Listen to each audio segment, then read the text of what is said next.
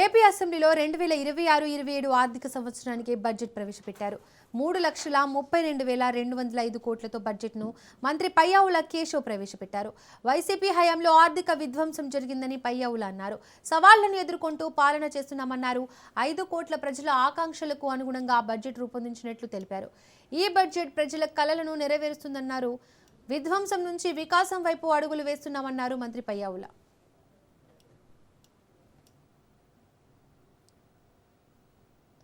2026-27 ఆర్థిక సంవత్సరానికి బడ్జెట్ ప్రతిపాదనలను ఈ గౌరవ సభ ఆమోదం కోసం ప్రవేశపెడుతున్నాను. ఈ బడ్జెట్ ఒట్టి జమా ఖర్చుల లెక్క మాత్రమే కాదు, 5 కోట్ల రాష్ట్ర ప్రజల ఆశలు ఆకాంక్షలను నెరవేర్చేందుకు ఉద్దేశించిన రోడ్ మ్యాప్ ఇది. ఆ దృష్టిలో బడ్జెట్ అంటే కేవలం పద్దుల ప్రకటన కాదు, ఇది అంకెలకు అతీతం.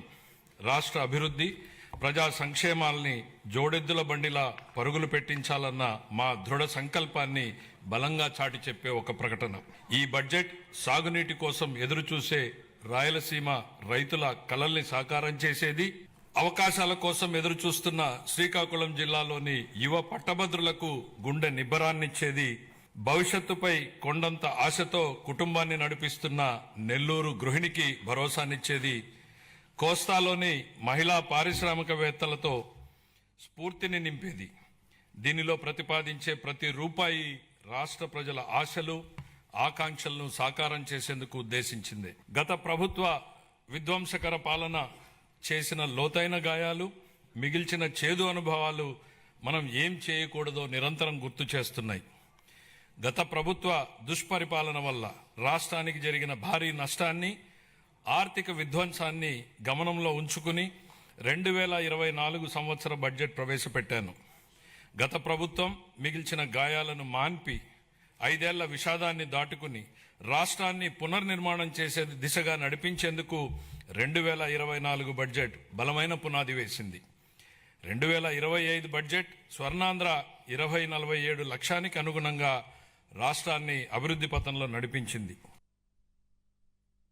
వ్యవసాయం, పశు సంవర్ధక, ఉద్యానవనం, మత్స్య సహకార రంగాలు. వ్యవసాయం గాడి తప్పితే మిగతా ఏ రంగానికి సక్రమంగా నడిచే అవకాశం ఉండదు అన్న ఎంఎస్ స్వామినాథన్ గారి సూక్తిని గుర్తు చేస్తున్నాను అధ్యక్ష.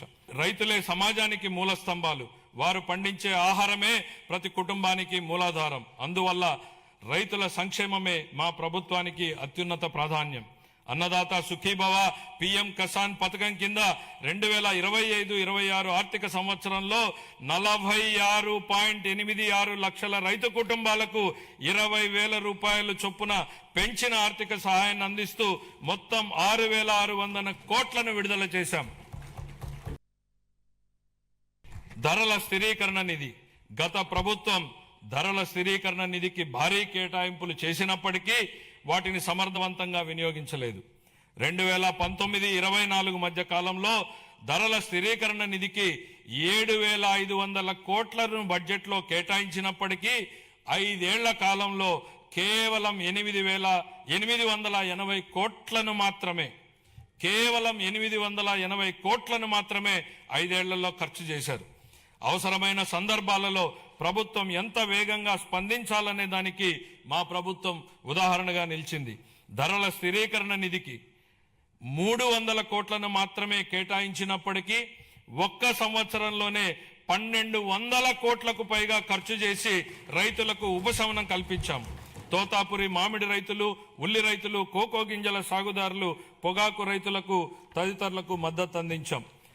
ఈ 26-27 ఆర్థిక సంవత్సరానికి గాను ధరల స్థిరీకరణ నిధికి 500 కోట్ల రూపాయలను కేటాయింపును ప్రతిపాదిస్తున్నాను.